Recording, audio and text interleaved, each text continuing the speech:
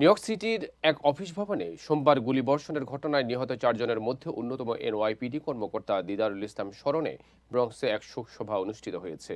এই মর্মান্তিক অনুষ্ঠানে মিডটাউন ম্যানহাটনের হত্যার পর সহকর্মী পুলিশ সদস্যদের কিছুটা সান্ত্বনা দেওয়া হয়।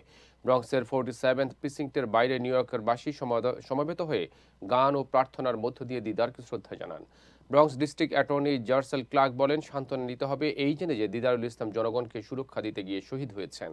36 বছর বয়সী দিদারুল ইসলাম ছিলেন একজন স্বামী, একজন বাবা, ওয়েকফিল্ডে পরিচিত পুলিশ কর্মকর্তা। তাকে তার পরিবারের গার্ডিয়ান অ্যাঞ্জেল হিসেবে বর্ণনা করেন তার চাচাতো ভাই আশফাকুর রহমান। তিনি বলেন, বিশ্বের কাছে তিনি ছিলেন একজন নিবেদিত প্রাণ পুলিশ কর্মকর্তা, কিন্তু তার কাছে তিনি ছিলেন বড় ভাই, যার ওপর তারা সবসময় নির্ভর করতে পারতেন।